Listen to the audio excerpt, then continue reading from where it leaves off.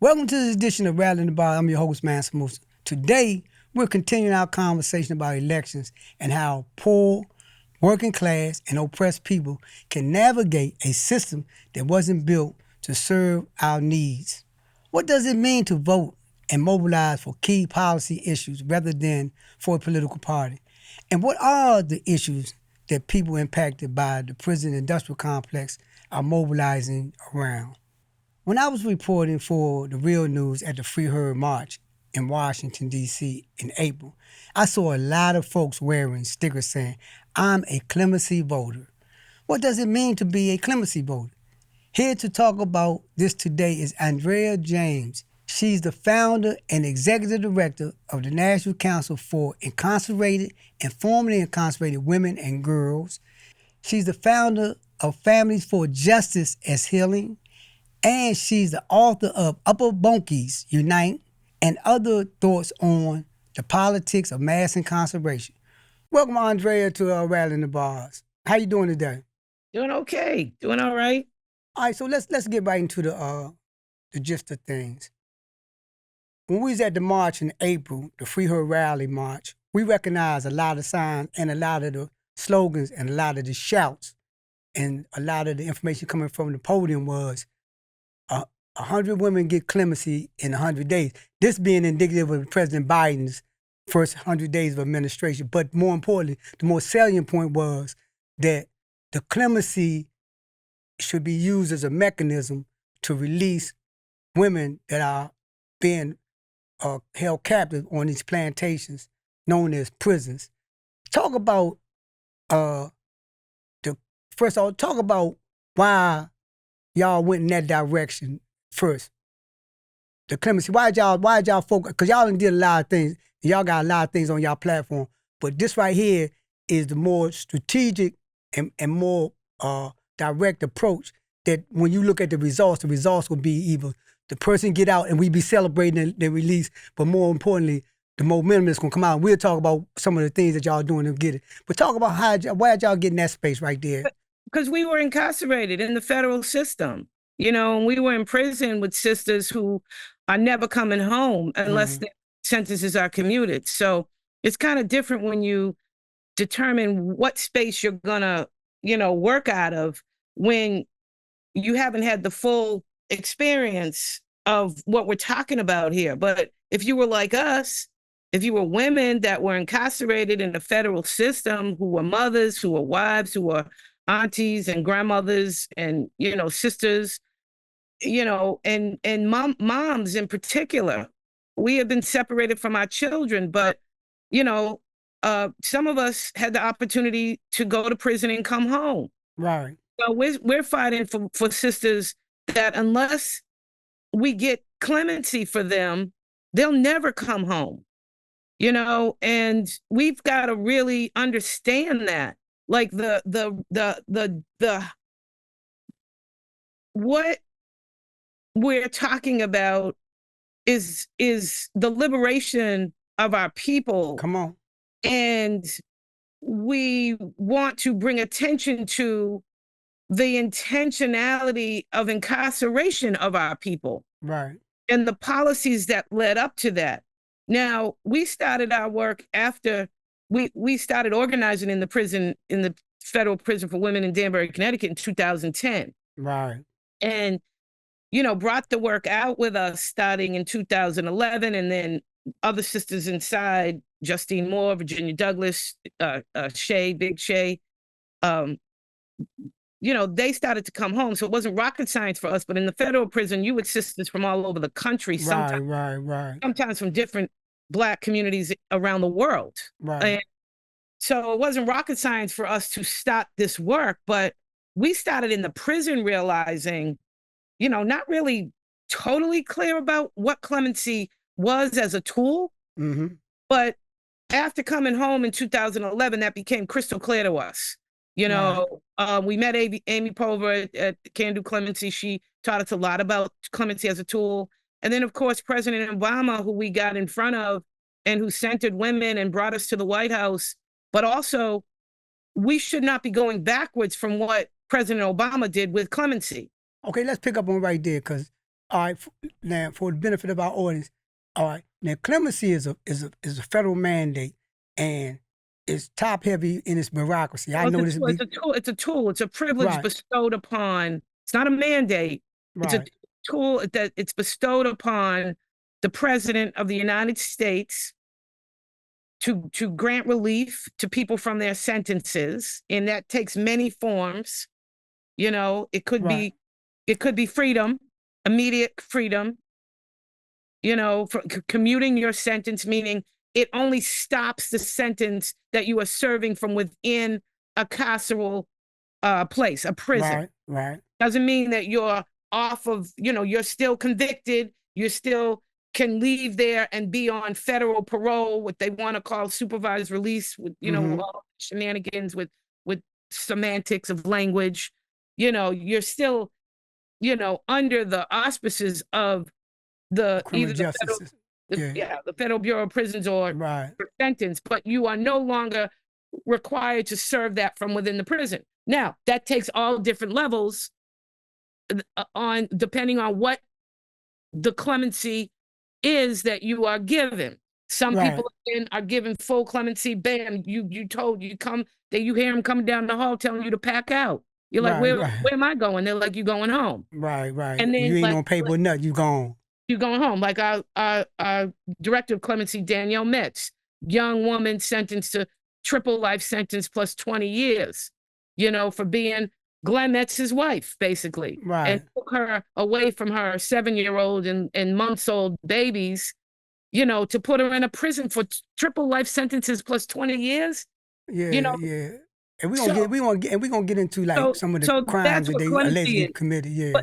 But it could be a president could commute your sentence, but tell you you're gonna do, instead of life, you're gonna do 30 years. Right. Or anything in between that. It's not always a guaranteed immediate release. Right. So what President Obama did was to connect the power of the tool of clemency that the President of the United States, and only the President of the United States or the governor of individual states. Right. That's right. That's the power, no questions asked, his or her only power to commute a person's sentence. Okay? So that's what clemency is. Okay. Let's talk about this. Let's talk about this here. Okay. Now, so we got to that. And in terms of, y'all introduced a bill called the Fixed Clemency Act. And well, we didn't introduce it. It was introduced by, you know, we supported it. We poured a lot of information into it. It was our Congresswoman Ayanna Pressley's bill, because we need to fix clemency. I wasn't able to track the stats. So what happened with it? Where is it? Where did that stand? Nothing happened with it. Nothing happened with it. So it's just dormant. I mean, it's a valiant effort to keep, and we have to do that, but we also have to let people who are elected to office, like Ayanna Pressley, she's my Congresswoman out of Massachusetts. We need people like her that are willing to push the parameters of what we hear every day now, people talking about democracy. Right? Like, what is democracy? Well, so far in this country, democracy isn't inclusive. It is a white, male-dominated vision of what democracy and the parameters of what democracy and what needs to be discussed as democratic values. It's defined to be not inclusive still. That's right. Of the majority of people who find themselves caught and entangled in the criminal law system, which in this country is Black people. The majority, in disproportionality we're talking about, okay? And so we have to take this very seriously, because we're in a state in this country right now where, you know, we got this election going on, you know, there's all kinds of language being thrown around, but we're also talking about candidates, and we're still talking about it under the Biden administration with President Biden, who was one of the catalysts of the drafters of the 1994 Crime Act. That's right. Come on. You know, the drafters of the Adoption Safe Family Act. Those Right. two things, you know, were targeted at us intentionally. You know, the drug war started under the Nixon administration, intentionally targeted towards us to oppress and control Black communities. And so if democracy, when we're using that term now, like we've got to save democracy, Yeah. what exactly are we talking about saving? That's like Freddie Douglass saying, like, what's your 4th of July mean to me? Well, You know, yeah, I'm on the plantation. it's still holding in place these two parties that are elitists and capitalists in ways that still do not include, you know, everyday Black folks who are entangled in the criminal law system at a disproportionate number in this country from every state and every federal prison around the country. So until we, you know, grapple with that, and until we're not afraid Come on. to talk about, well, what does democracy in this country really mean? And really have candidates and legislators, state, federal, president, governors, who are willing to actually engage in that conversation about, yeah, we fighting to save democracy, I guess, but how is that being defined in this country? Let me ask you this here, Andrea. Okay, on the clemency thing. Now, as it stands right now, it's top heavy in dealing with bureaucracy because everything goes through the Justice Department. Justice Department is the front line in terms of getting the application. They're prosecutors. Right. So now, and I've seen what y'all was saying. So this is what I want to unpack for our audience benefit. So going forward, they can understand y'all strategy.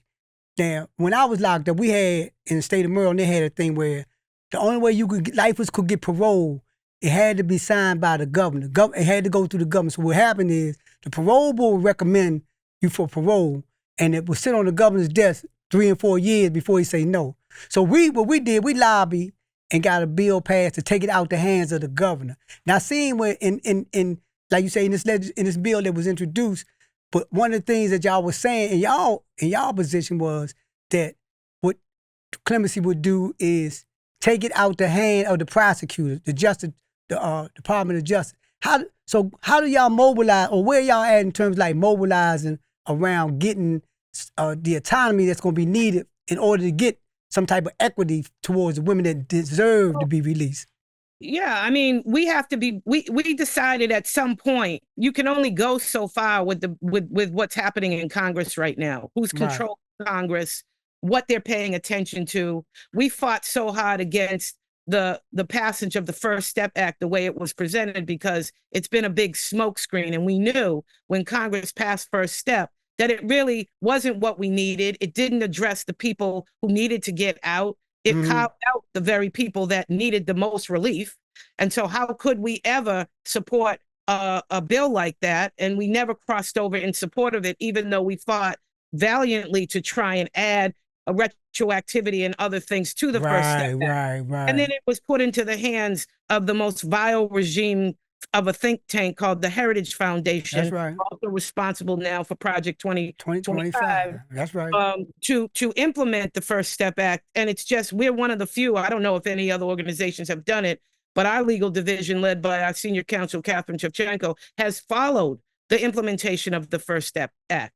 And it's been just a sham. It's been you know, but the PR on it would make anybody think that everybody who's come, like 30,000 people got released because of First Step Act. That's not true. But I digress. So, you know, when we talk about the First Step, I mean, the Fix Act, it's at some point, yes, we have to weigh in. We need legislators who are directly affected, like Congresswoman Ayanna Pressley, to carry these bills forward for us and to at least put them into existence, knowing that we got a big struggle to get them to go anywhere because the members of Congress were satisfied with the First Step Act, as abysmal as it is.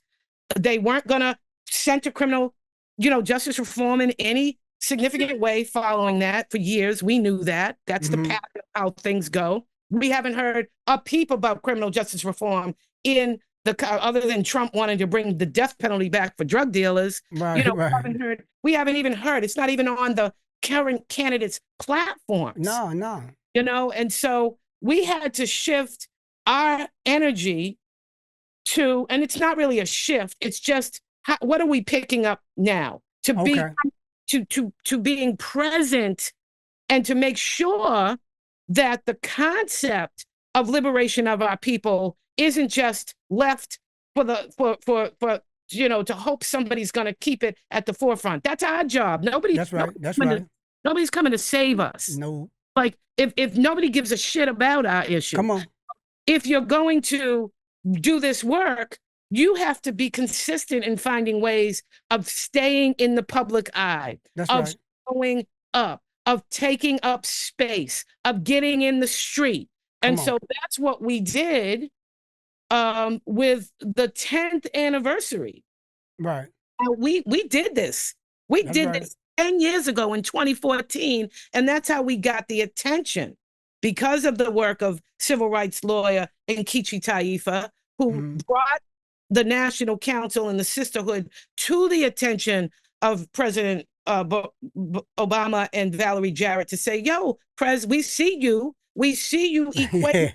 We see you connecting clemency to racial justice. Clemency is racial justice. We see you going into the federal prisons. How could it be that he was the first president of the United States to go to visit a federal prison? Like, how could that be? Right? And so, but at the same time, Prez, we don't see you talking about women. That's right. Exactly. Right? Come on. So talk about that. He brought us into that White House with the help of Nkechi Taifa, Sakara Cook, Jesselyn McCurdy, these Black women lawyers, civil rights lawyers in the district.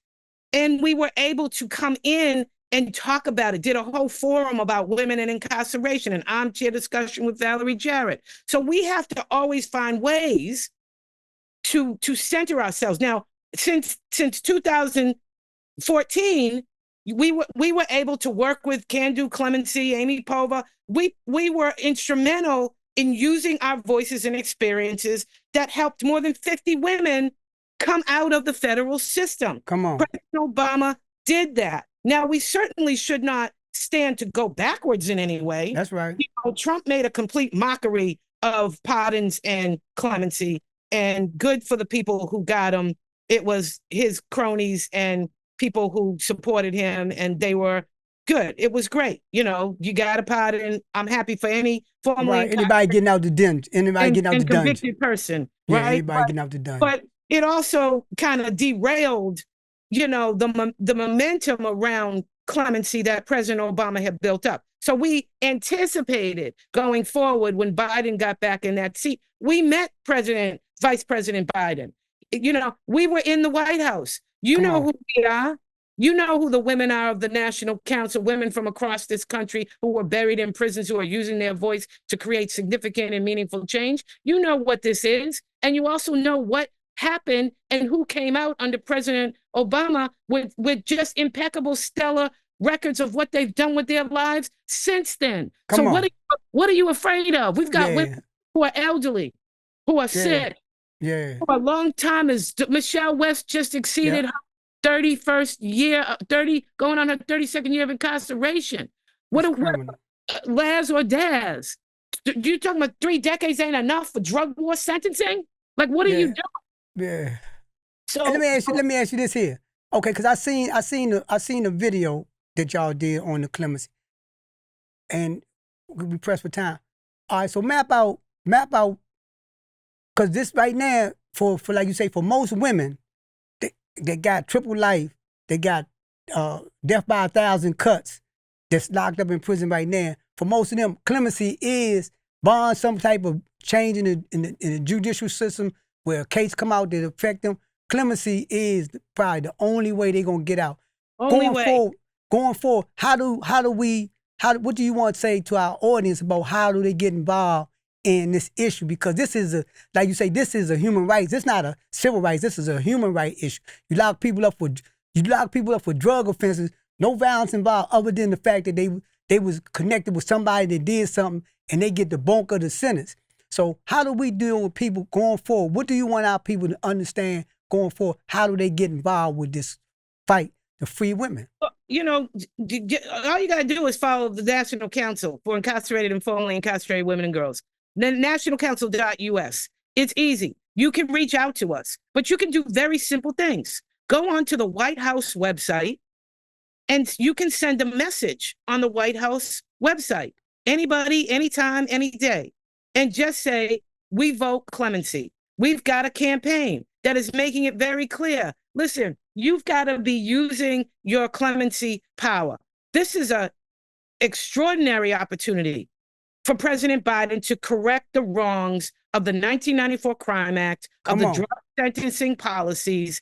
Just understand and be strong about it. Yeah, clemency is racial justice. I am creating some injustices that were directly targeted to Black people in this country who are buried in prisons, who will never come home unless I bring them home. And we've given him, when we created the list of 100 women, it's 99 now because Martha Evanoff died. You know, if we've given him the lowest hanging fruit, you know, that exists, who's going to deny elderly women that have been served, you know, decades in a prison, who are sick, have dementia, don't know who they are, don't know why they're in prison, I have terminal conditions. You know, how are you going to put a mom in prison like Michelle West and leave her there for 30 plus years and say you still aren't going to get any relief from the legislation that was passed? So President Biden, this is the only chance these sisters have, and they've got skin in the game.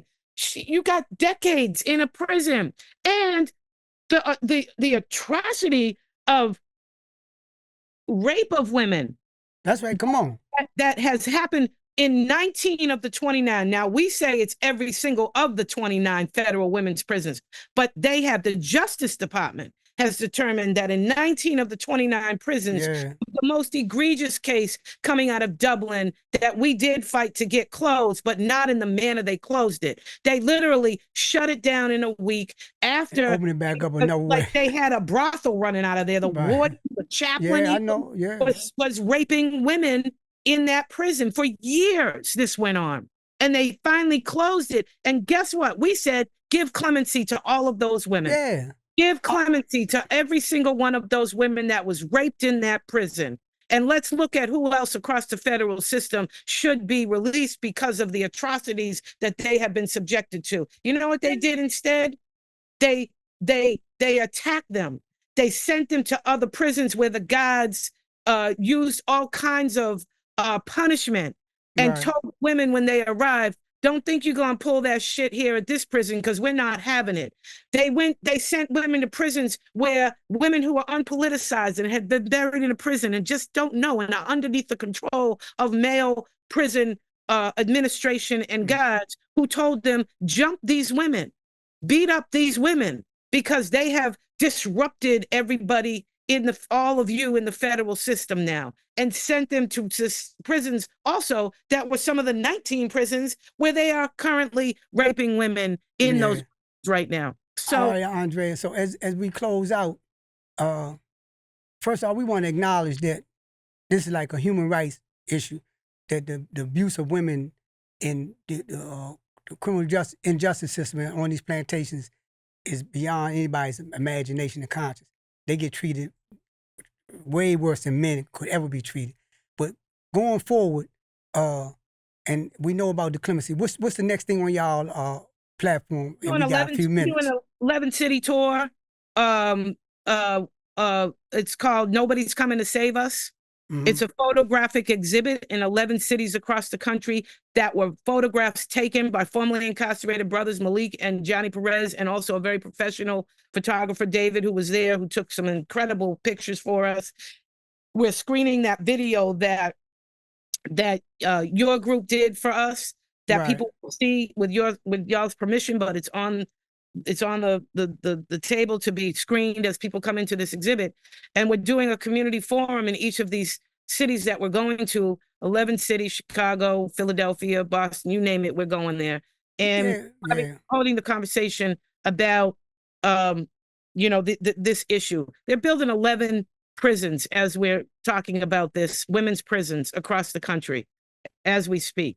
And so when we talk about these issues, we've got to help the public understand that we need to not be building prisons. We need to be decarcerating people, not just women, but women. We unapologetically advocate on behalf of women, but free them all, you know, and start with decarceration. Not one prison should be being built in this country. Right. The problems and the ineffectiveness. Police and prisons don't create healthy, thriving communities. Healthy, thriving people do. So what talk about democracy, when we call out democracy like it's some sort of savior for this country, and if you're for one candidate, you're not for democracy. If you're for another, you are. Well, for us, for our people, democracy has not expanded to cover us. And so what does that mean? We are creating the abolitionist think tank called the FreeHer Institute, and we are not doing it with any kind of C3 grant money. We are doing it by selling T-shirts and a cup of coffee. We want people to commit, buy a T-shirt, or for 1 year, commit to donating to the FreeHer Institute the cost of one cup of $5 a week for a year. You can go to freeherinstitute.com and you can click a button and you can make that commitment for 1 year. And if you decide after a few months, I can't do this anymore, just call us and we'll stop it. But help us. We are building the abolitionist FreeHer Institute think tank so that we can amplify and elevate these issues the same way that the Koch brothers, that the Heritage Foundation, that Project 2025, that these people that get flooded with all of these billionaires' dollars that we don't have. We're formerly incarcerated, predominantly Black women that have to get out there and beat the bushes to raise every dime. And to be an independent voice, we can't take grant money in the same way that we run our programming through for the think tank, because we have to have the space to say what needs to be said without the threat of funders feeling like we're encroaching upon what they think we should say. So we're asking people, go to freeherinstitute.com, help us. We need it. We're building this abolitionist think tank, and it's the work that I'm focused on right now. We've got to get these sisters out, send an email to the White House encouraging, and the Justice Department encouraging clemency, and let's elevate and amplify the voices of these sisters who are doing this incredible work. There you have it. The real news, rattling the bars. Andrea, you rattled the bars today. You could hear it. You could hear it. And we ask that everybody support the real news and rattling the bars. But more importantly, look at this podcast and make a decision. Do you think one cup of coffee is worth the lives of people? Do you think one cup of coffee, just one cup of coffee, that's it. We simplify it to the most simplest term. I'm buying one cup of coffee. I do it every day anyway. So instead of me buying, I'm putting my money where I know that the result's going to be somebody going to be free. Thank you, Andrea. And we salute you. It's Black August. It's Black August month. We salute you in your struggle and continue work. One cup of coffee for true democracy. That's right. Let's redefine what it looks like. So thank you so much. Thank you for always supporting us. And we're grateful for helping us to amplify and elevate our voices. Thank you.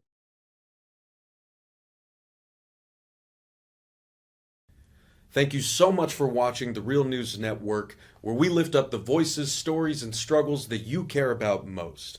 And we need your help to keep doing this work. So please tap your screen now, subscribe, and donate to the Real News Network. Solidarity forever.